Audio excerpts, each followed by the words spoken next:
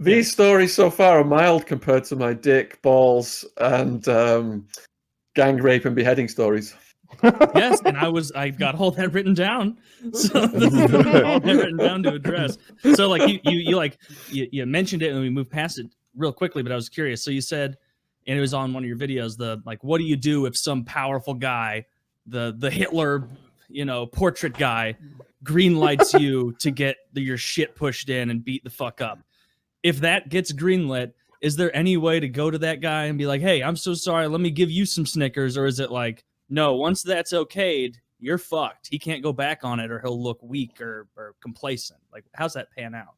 Prison rape is so common, there's a rape class now that you have to attend under PREA, Prison Rape Elimination Act. Yep. It's mandatory. A rape class. Did you learn anything? Are you better at raping now than before? Prisoners were joking on the way to the rape class. I went to the rape class myself.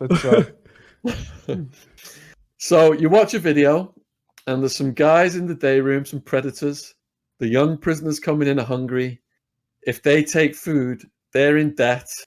And once they got you in debt, they got you. They say, look, you got to pay this debt or else we're going to kill you. Well, I got no money. Well, you're going to go in that cell over there, do whatever he says, and that will pay your debt off. And if you are weak-minded enough to do that, there's no turning back. That's called getting turned out, becoming a prison punk.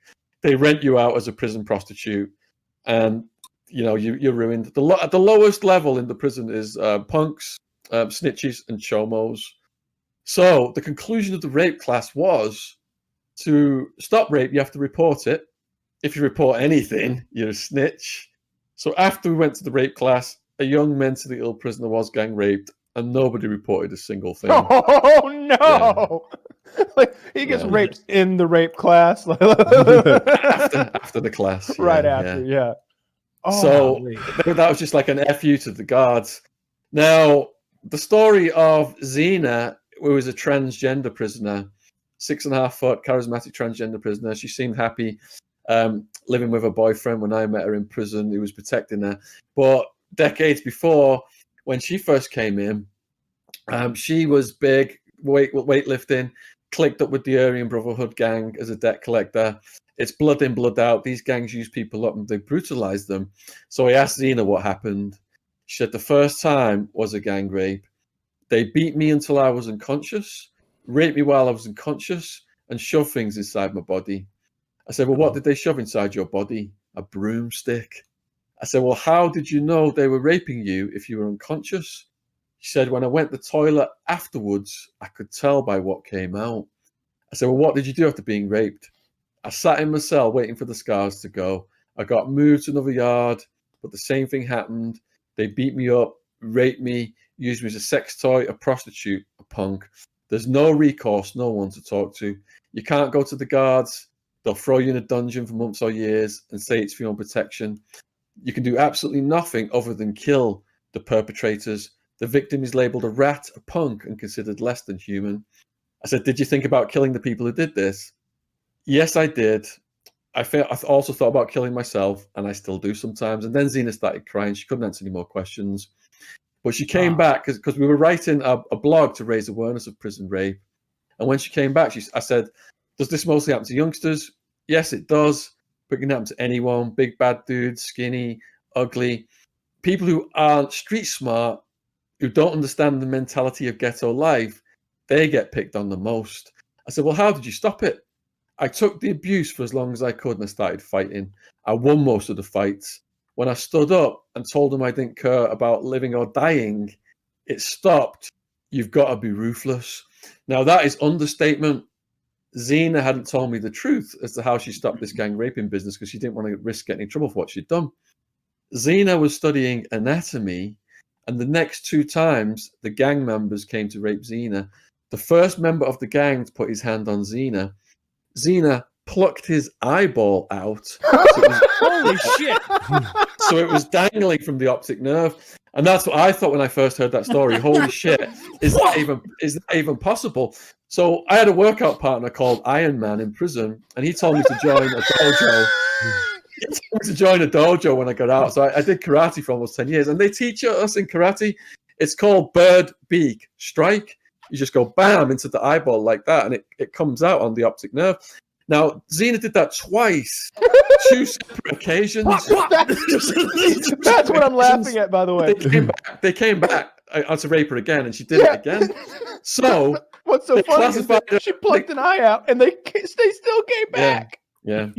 So they classified her as extremely dangerous because that eyeball, when you put it back in, it just doesn't go back in snugly and behave normally. The fluid coating the brain can leak through the socket, and you can die. You can be blinded. You know, it can really mess your visual apparatus up. I'm let's confused. say. So Xena was a woman, and men were raping her. Why were they together? I missed something. She's okay. So Xena was a trans prisoner, 6.5 foot. Oh. When she first came in, decades before she'd met me, she was big and weightlifting, and she was a debt collector for the Aryan Brotherhood. Now, when I met her, she was tall, skinny. She was making melting plastic and making sex toys. She had her own beaded G-string. And she's cool.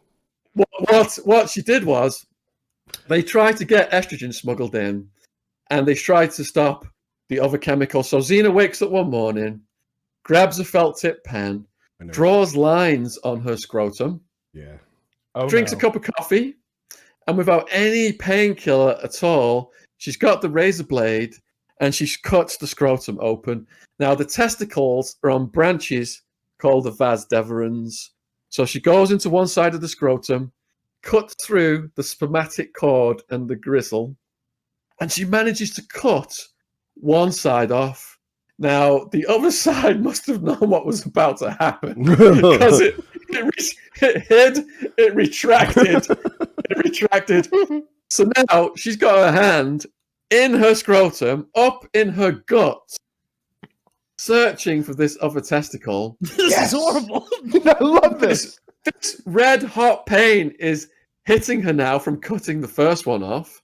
Where she's got it tied off to stop the blood comes undone, and the blood starts spraying across the cell. She's now bleeding to death and losing consciousness, but she believes she's got to get this other one off. It's a one-shot deal. She said she could feel squishy things like organs while she's scrambling around to find this thing. But in the end, she didn't find it.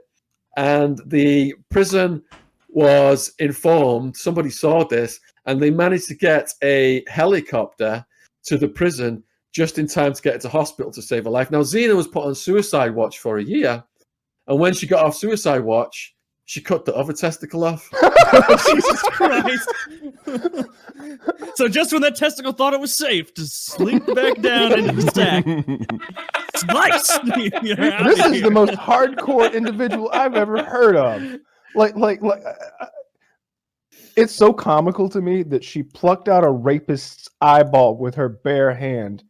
And then the next week or month or whatever, some time period passed, and that same group of rapists got together and said, you know what we should do? We should go rape the eyeball plucking chick. We should go rape. Wait. Why are they calling the eyeball? Well, they point at Dan, and he's got a fucking eye patch on. He's like, I don't know, guys. That seems like a good idea. I'm not going in first. I'll say that for damn Only sure. once. Shame on you. The second guy is like, oh, God, I deserve this.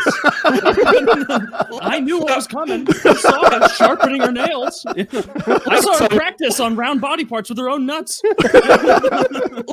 Let me tell you what happened next then. So, all right. So, rape attempt 1, eyeball comes out. Rape attempt 2, eyeball comes out. Is she big and strong during the eye plucking, or is she the later? Yeah, she was collecting debts for the Aryan Brotherhood. At that point, 6.5 foot. Okay. Yeah. That's a big. So eyeball comes out 2 separate occasions. Eyeball comes out. They classify Xena as extremely dangerous, and they move on to some of her friends. Now, one friend is gang raped. They shove a light bulb in his backside, and they make bets on who could smash it first. And that prisoner committed suicide afterwards. Another one is gang raped. They get a shovel from the work crew. They hold him down, cut his head off. And when his head is finally off, they put it on display in a part of the prison to show the gangs that they're the most violent and ruthless out of all the gangs. And which gang did that one? Aryan Brotherhood. Okay. Jesus. Right? That is really intense. That escalate like the first two examples were just horrific. But then it escalated so far when we got to a beheading that it's just like, where do you go from here?